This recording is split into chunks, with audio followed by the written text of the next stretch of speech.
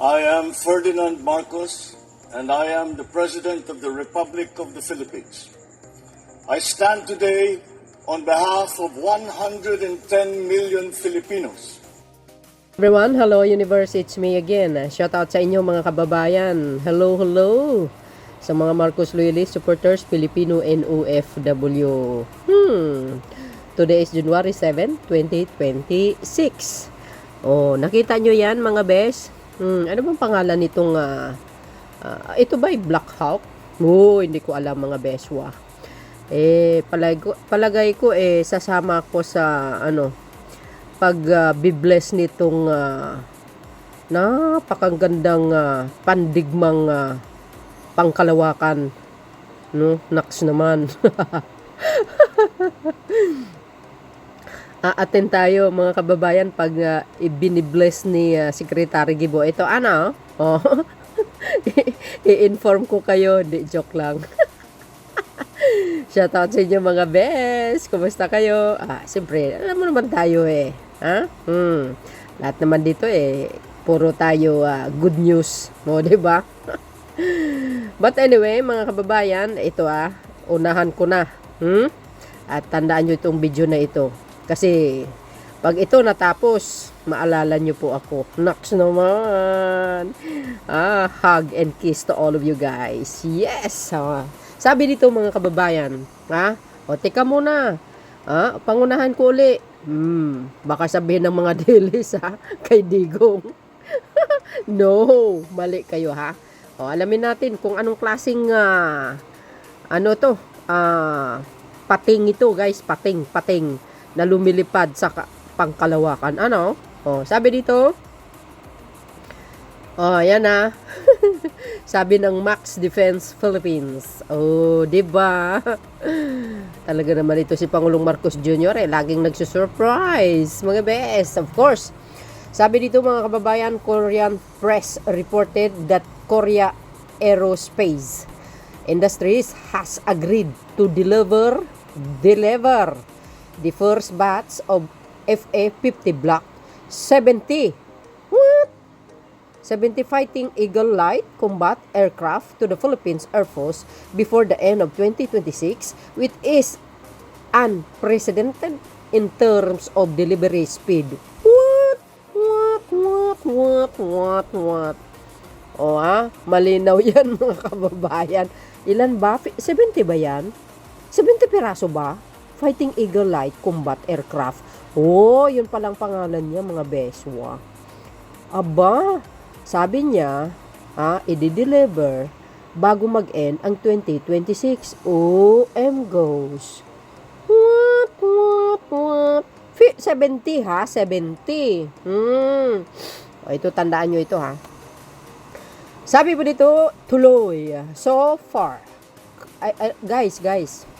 Magaling ang South Korea gumawa The best ang kanilang mga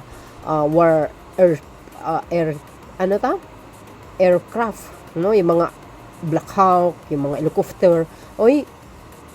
Di kalidad ang gawa nila Wag kayo mga best So far, Kai has done a similar rapid delivery when it delivered FA-50 GP Block 10 Fighting Eagle LCS to the Police Air Force in 2023 or around a year after the contract was signed. Wow!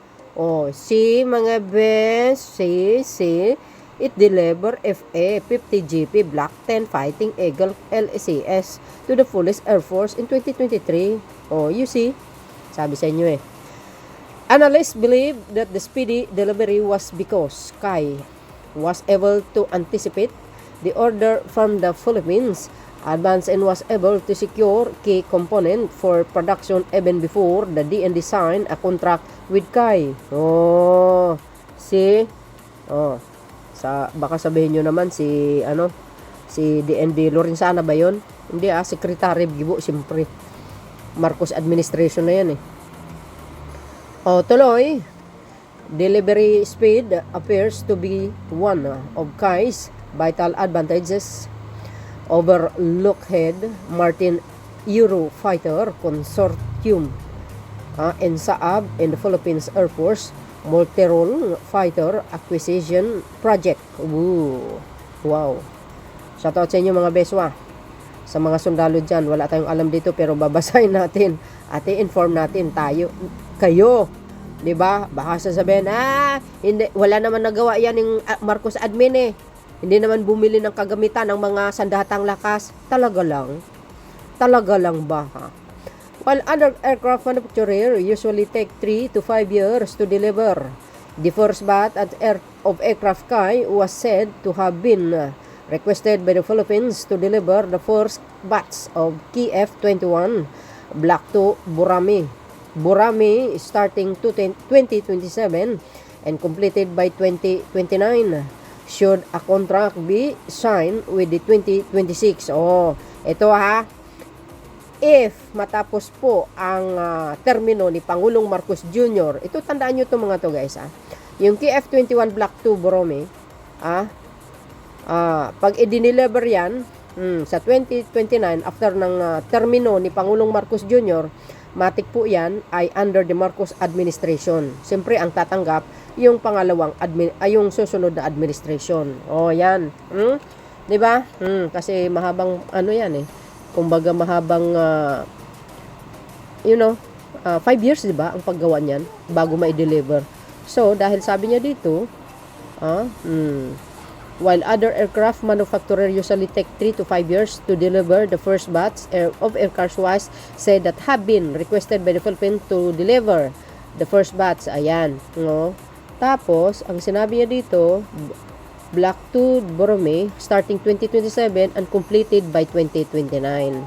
Should a contract be signed within 2026? Ayan In comparison, Lockheed Martin is only able to produce by F4 and it produced 4 F-16 Block 72 Viper fighter aircraft per month and is currently swamped with the orders which may see them only delivering to the Philippines Air Force beyond 2030.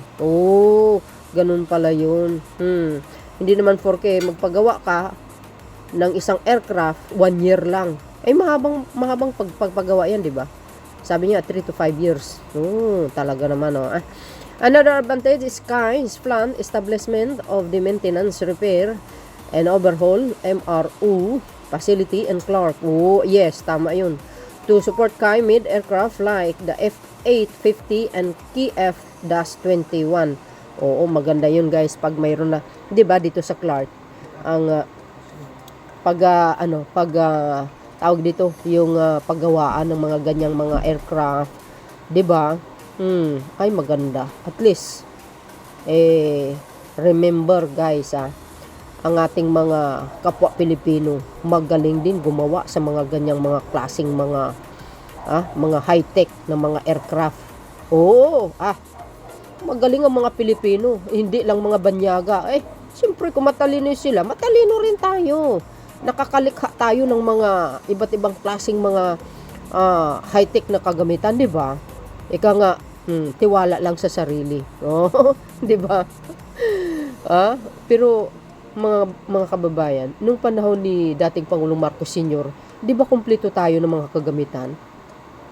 Nasaan naman ngayon? Pero ayon po sa mga nabasa ko ito, correct me if I'm wrong. Baka totoo nga yung mga binasa ko kasi yung mga kagamitan ng mga kasunduluhan before ay bininta. Di ba? Ni Tabakis. In a separate report, it was also confirmed that the price tag for the KF-21 Burami is way lower than that of Saab's JAS-39E-F Gripen, Lockheed Martin's F-16 Block 70-72 Viper, and the Eurofighters EF-2000 Typhoon. This is also a very important factor that may get the Philippines to choose the KF-21, knowing that cost has always been a major factor in the Philippines acquisition. You see mga bes, alam nyo sa totoo lang, ang problema lang sa atin, kaya marami tayong kulang. Kasi ating mga past administration, hindi naman sila nakafocus dyan eh. 'Di ba? Hindi sila nakafocus pagbili sa mga kagamitan ng mga kasundaluan natin. Oo, kulang-kulang talaga tayo sa kagamitan. Ano? Oh, 'di ba? Kaya kawawa nga tayo eh. Pag tayo minamaliit ng ibang bansa, lalo na yung Chikwa, talagang minamaliit tayo eh. Siyempre, wala tayong mga gamit na kumpleto eh. Sila, sobra-sobra. Ang gaganda pa. High-tech pa, kamo. Tingnan nyo yung North Korea, guys.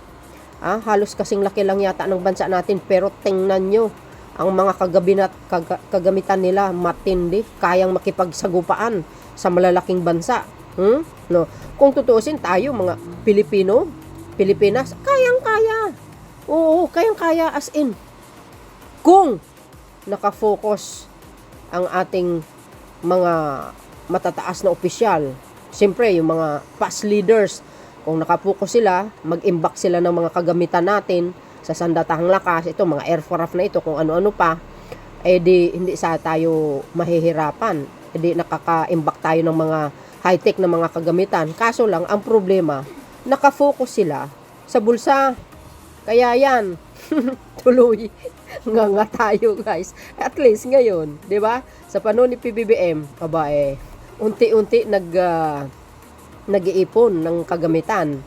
Naalala ko pala, nung panahon ni Digong, 'di ba, may order sila ng mga helicopter sa Russia. I think nakapag-down sila ng ilang bilyon yun. Pero mga kababayan, until now, hindi pa yata na-i-deliver. Sino nakakaalam sa inyo yung story na yan? 'Di ba? I-search nyo nga. Yun ang may nabasa ako, bes. Hindi pa na-i-deliver eh. Yung mga helicopter na yan. Or baka sabi-sabi lang. I don't know. Ayan. But anyway, mga beswa, maganda ito. Sabi dito mga nagko-comment so. Ay, mali.